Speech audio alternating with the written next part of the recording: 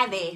Don't underestimate the importance of being able to divide by 2. It forms the foundation for halving bigger numbers. And as you know, halving is one of the incredible power tools that we use so that we don't have to memorize all our tables.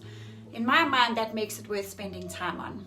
The strategy we're going to be using in this lesson is to turn our times 2 sums around in order to work out divided by 2. So you need to have memorized your 2 times table to do this successfully. Let's go and take a look. Let's look at a few of the 2 times table sums to see how multiplication and division are actually linked. Let's start with this first one. 1 times 2 equals 2.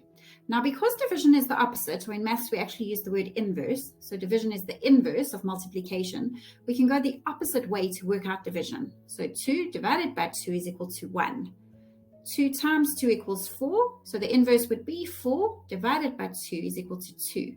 And 3 times 2 equals 6. So the inverse is 6 divided by 2 equals 3. Now this is really useful to know when we divide. When we get this division sums to work out, to make them easier, we can turn them around into multiplication. Let me show you what I mean. If we look at these 3 examples in front of us, instead of saying 2 divided by 2, we can flip it around and say what times 2 is equal to 2? What times 2 is equal to 8? And what times 2 is equal to 12? Now, if you know your 2 times table by heart, you'll know the answer straight away. This first one, 1 times 2 is 2.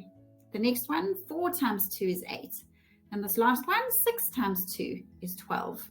I'm sure you can see that it's necessary to know your 2 times table really well if you want to be able to divide by 2 well. Now that you know how to tackle divide by 2 sums by flipping them over, it's a really great idea to try a set yourself. There's a complete set of divide by 2 here for you to complete.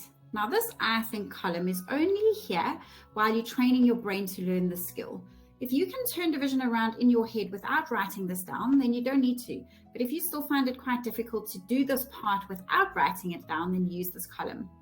You're going to pause this video now, you're going to do the exercise and then come back to the lesson to check if your answers are correct. Let's check your answers.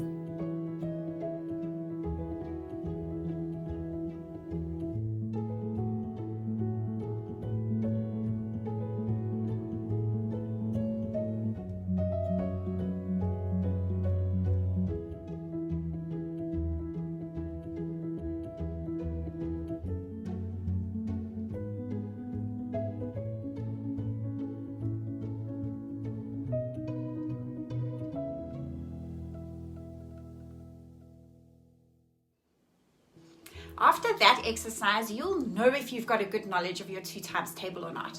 If not, just keep practicing it until you do. Spend time on the practice exercises for times 2 and divided by 2 because you need to master both.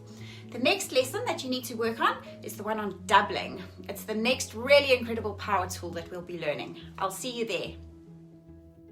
This lesson comes from the Tables Training That Packs a Punch series. The full series with practice exercises and bonuses is available from aligerous.online. Click the link in the description below.